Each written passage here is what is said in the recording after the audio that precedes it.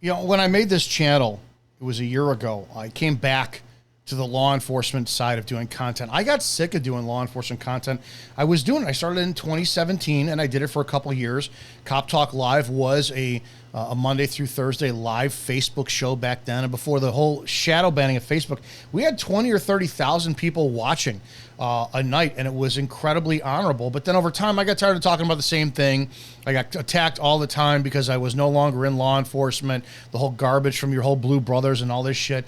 And it wasn't until March of this year, specifically March of 2025, it was my 50th birthday. I had to make a decision. What direction do I want to go for me personally?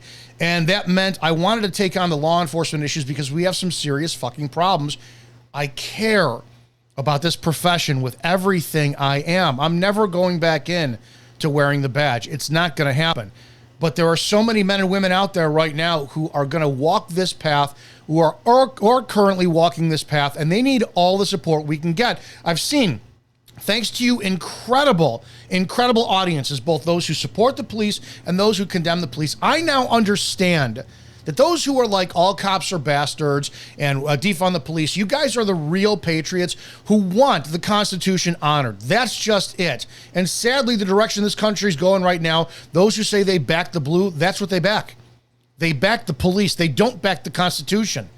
And the men and women who are doing this job, they're caught in the middle because they don't understand the difference, especially when you have mouthpieces like me out here doing content on law enforcement. I'm sick to my stomach right now, and I hate doing content like this, but I fucking don't. You have to be responsible. Earlier last year, when I came back and made the decision, this was months ago, to come back and do full-time law enforcement content, I said I was going to expose all of my dirt. And if you go to our YouTube channel, Cop Talk Live, or any of this, you will see a video that I did. And it's titled, "I'm a disgraced, failed, fired cop and a fraud."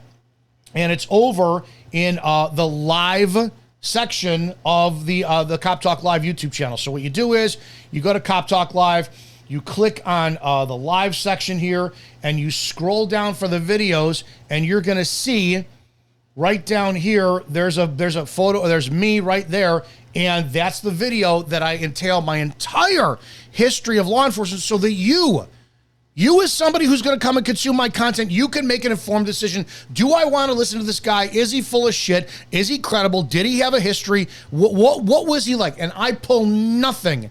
All of my files are available. Anybody wants them? A, go FOIA my police departments, number one. B, no, I don't have the time, but my God, maybe I'll do a video on the ones you guys want to see. My discipline files, what I've been disciplined for, what I've been awarded for, you name it. The bottom line is I am fucking the most transparent member of law enforcement formerly that you will ever fucking meet.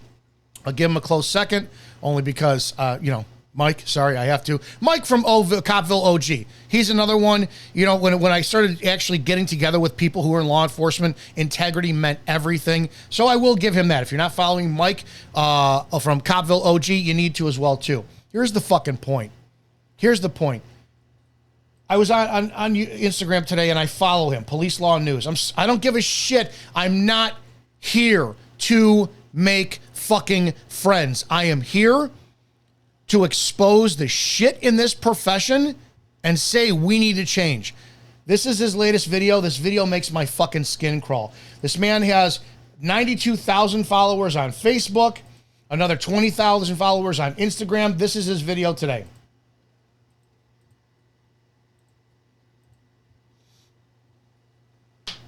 Have you seen the latest development in the William McNeil case from earlier today?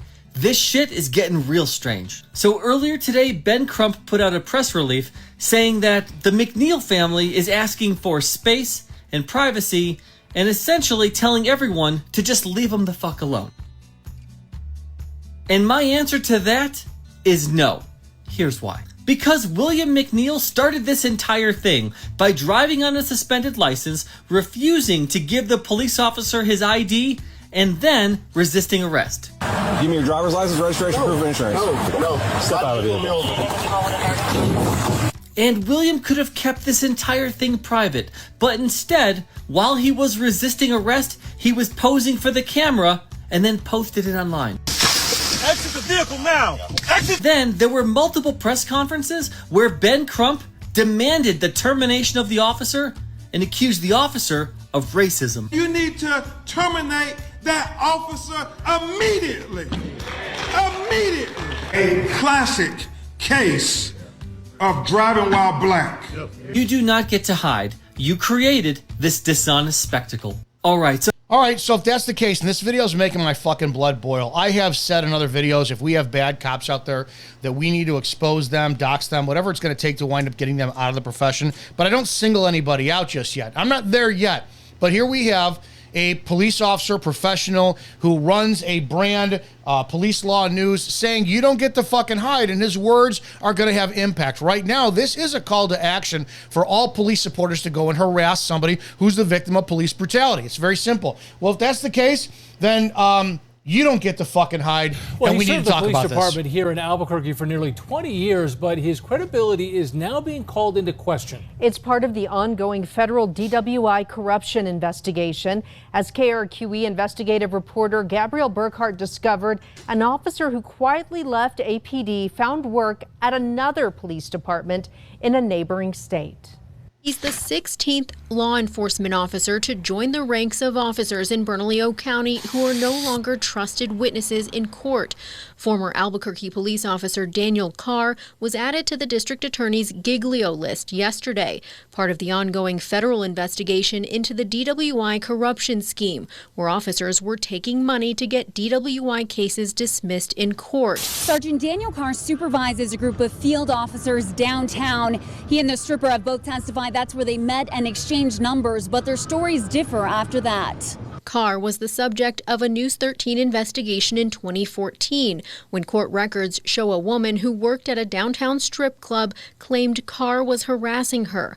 Records show at the time she claims Carr followed her boyfriend, pulled him over, and charged him with DWI. She also claimed, after he was arrested, she says Officer Carr began calling and texting her, asking her on dates and offering to follow her home from work in case she had been drinking. She says she went along with it for a while because he hinted that if he were to not show up for court for her boyfriend's case, it would get dismissed. Carr started working for Albuquerque police in 2005. KRQE Investigates obtained his police file showing 23 misconduct reports over the years, some of them for missed court. Consequences include a letter of reprimand or policy refresher.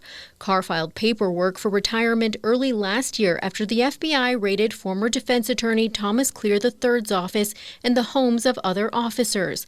Since then, Clear pleaded guilty to RICO conspiracy, admitting to working with officers to get DWI cases dismissed in exchange for cash. At least 8 former officers have also admitted guilt in the scheme. Carr has not been charged with a crime, but his addition to the Giglio list yesterday means his credibility is compromised in court.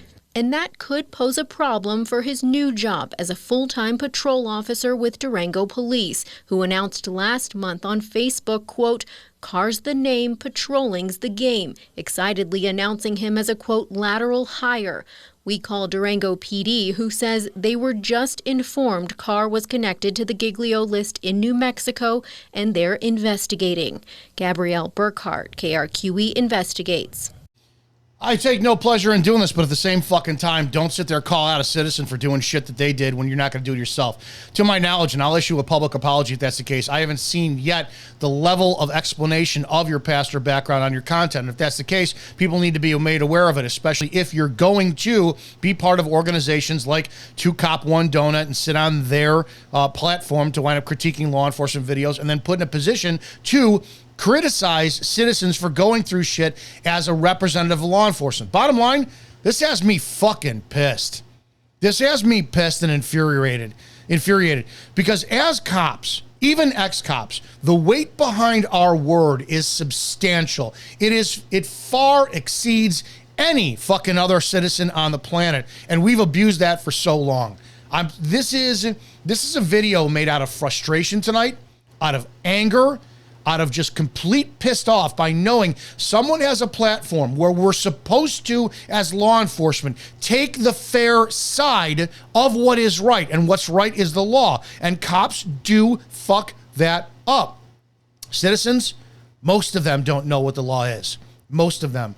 But when you're going to sit there and say that a family wants privacy and they don't get it because they asked for this, and you're now going to use your platform to wind up exposing it, then we need to expose you as well too. Daniel Carr, Police Law News, I respected your shit, but at the same time, I have yet to see you sit there and put the boulder down as you're throwing it in a massive glass fucking house without addressing your own shit first. So now you, the citizen, if you're going to consume Police Law News, maybe you need to know what kind of a person that you're dealing with who's on a Giglio list, who has no credibility talking about law enforcement issues. As far as me, my shit's been out there since day one.